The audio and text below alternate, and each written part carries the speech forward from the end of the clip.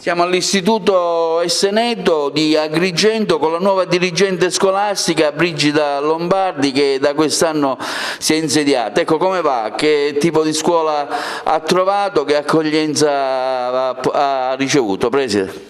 Sì, è un'ottima scuola, sono contenta, sono venuta proprio qua in questo istituto perché ne avevo sentito parlare bene e devo dire che effettivamente è vero, perché è una scuola che si è affermata sul territorio, che è una scuola di qualità dove ognuno lavora veramente con entusiasmo e con passione e dove vengono veramente i nostri alunni vengono attenzionati uno ad uno, dove si valorizzano le eccellenze ma anche le differenze. È una scuola dove si sta bene insieme, dove si è creato un clima familiare con tutti e dove si realizzano tantissime attività. I nostri alunni sono stati veramente premiati in tanti concorsi anche a livello nazionale e il collegio docente poi ha deliberato diverse attività extracurriculare di arricchimento dell'offerta formativa.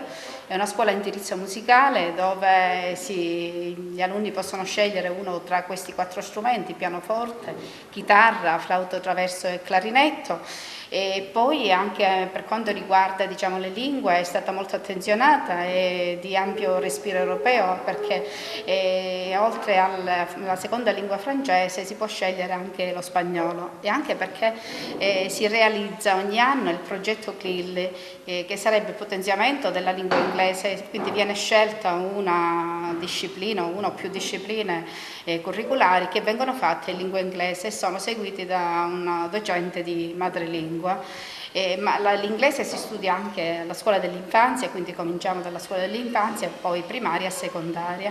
Ecco perché, dicevo, il progetto CLIL si inizia già la scuola primaria con la musica, quindi musica e inglese, poi alla scuola secondaria con inglese, geografia e musica. Una scuola eccellente, anche perché gli alunni ricadono tutti nello stesso quartiere, è formata da 2 plessi però che sono collegati tra di loro. Vi è anche un'aula verde in comune dove nelle belle giornate è possibile effettuare dei progetti, laboratorio di educazione ambientale, ma anche un progetto che è l'eccellenza della scuola, Nati per leggere, che poi la scuola media diventa Cresciuti per leggere.